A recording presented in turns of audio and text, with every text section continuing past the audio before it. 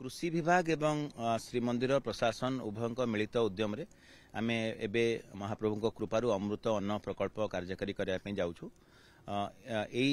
योजना अंतर्गत यह माननीय मुख्यमंत्री अनुमोदन लाभ करा सरी। बलभद्र जैविक चाष अंतर्गत एक स्पेशल कंपोनेंट हिसाब से प्रोजेक्ट प्रकल्प कार्यकारी हम जो जैविक चाउल प्रस्तुत अन्न महाप्रभुंकर जो कोठभोग लगुच से लगी हेब। परवर्ती पर्यायर आम जमी आनंद बजार महाप्रसाद बिक्री होची जो अन्न गुड़िक प्रस्तुत होची तार किछि गोटे अंश ताकू भी जैविक उपाय प्रस्तुत चाउल प्रस्तुत करने मनस्थ करूँ एवं आशा करूँ जे ताहा भी सफल हम।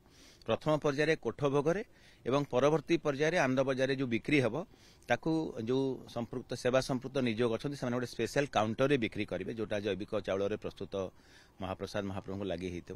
तेणु यहाँ निश्चित भाव आम एक महार्घ आम भाविबा गोटे महाप्रभु आशीर्वाद बोली भाविबा एवं आगामी दिन में आम अन्न डाली आमर पनीपरिया सबको जैविक उपाय प्रस्तुत करने चेष्टा कर।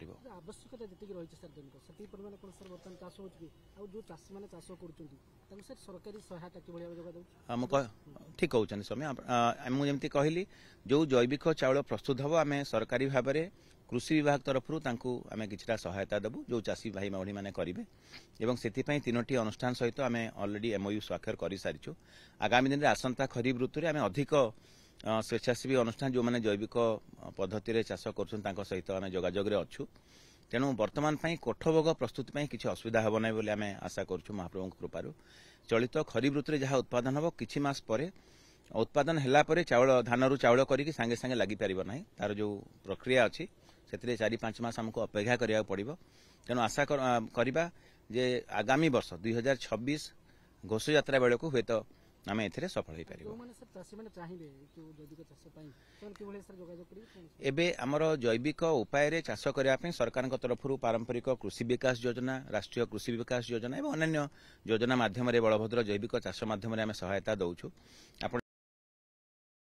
1000 हेक्टर रे आमे एबे जो ट्रेडिशनल वेराइटी रो एरोमेटिक राइस अच्छी आम ओडिशार ताकू आमे स्वतंत्र भाव में गोटे प्रकल्प करछु जद्वारा कि जहाँ अलग अधिक दाम रे ताकू आमे क्रय करिकी ताकू बिक्री बटार व्यवस्था करछु। जैविक अन्न पई एबे नियाली अंचल आमर कटक एवं खोर्धा संधि भितर जो किछिटा अच्छी से चाषी मैंने आगभर रही। बरगढ़ जिलार पद्मपुर उपखंडर पाइकमाल अंचल रे एवं कोरापुट जिलार जयपुर बोरीगमा और कोटपाड़ ये आम आरंभ करूँ परीक्षामूलक भाव में यह निश्चित भाव में महाप्रभु कृपारू सफल हो आम आशा करवा। परवर्ती पर्यायर आगामी दिन में आगामी खरीफ ऋतु मानक आगामी वर्ष मानक आम आहरी व्यापक कर।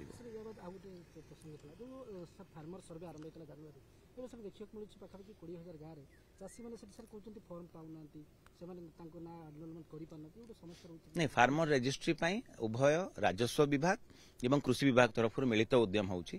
कृषि विभाग तरफ जहाँ आम पदक्षेप नेवा कथा नौ एवं राजस्व विभाग तरफ जो म्यूटेशन हवा कथा एवं परवर्ती पर्यायर जो कलम 2 कलम 2 करेक्शन हवा कथा ताकू आम व्यापक करने कहूँ। इतिमध्य राजस्व विभाग अतिरिक्त मुख्य शासन सचिव आम भितर आलोचना होती जिलापाल मान सचेतन करूँ। आगामी दिन में निश्चित भाव में आगू बढ़।